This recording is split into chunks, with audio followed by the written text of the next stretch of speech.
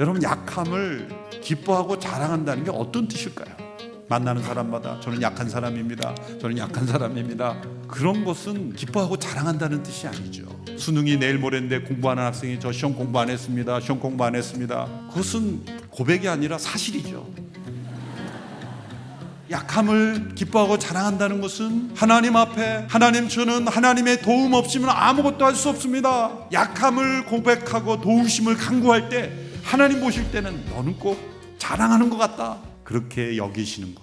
하나님께서 고난을 우리에게 허락하시는 그 신비로운 이유가 바로 여기에 있는 것입니다. 야곱이라는 인물에게 있어서 강점은 그의 치밀한 꾀, 전략, 철저한 준비, 이것이 야곱의 장점이었습니다. 그러나 하나님께서 보실 때는 야곱 안에 있는 깨어져야 될 것이 바로 그 꾀였습니다. 이기심이었습니다. 그가 야복강 나루터에서 하나님이 보내신 사람과 싸우게 되죠. 하나님께서 그의 환도뼈를 위고시킨 이유는 뭘까요?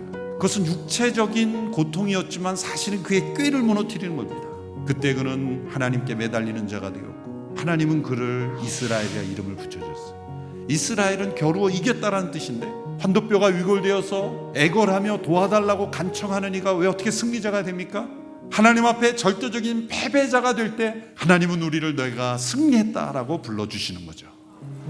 우리에게 있는 강점, 내가 의지했던 모든 것이 깨어지는 순간 우리는 가장 연약한 자가 되지만, 그래서 하나님을 의지하는 자가 된다면 그때 비로소 강한 자가 된다는 거죠. 정반대로 우리의 인생의 약점이라고 보였던 것이 하나님의 능력의 통로가 되는 일들이 얼마나 많이 일어나는지 모릅니다. 대표적인 것은 아브라함이죠. 그 아브라함과 사라가 자녀를 낳을 수가 없었습니다. 그런데 하나님께서 아브라함을 믿음의 조상, 하나님의 나라를 이루는 새로운 민족의 조상으로 부르셨습니다.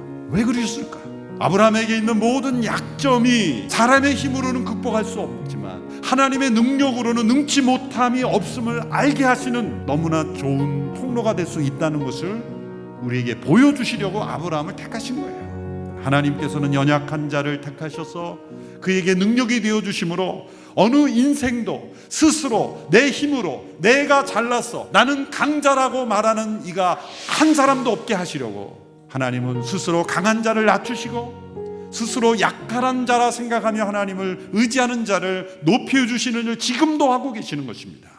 하나님 앞에 여러분의 약함을 자랑하십시오.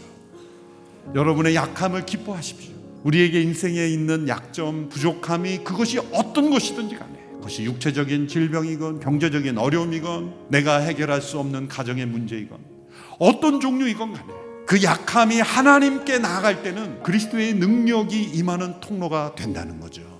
내가 약할 그때의 강함이라 세상의 법칙으로는 이해할 수 없는 이 신비로운 역설의 법칙을 우리의 삶 속에서 체험하게 되기를 원합니다.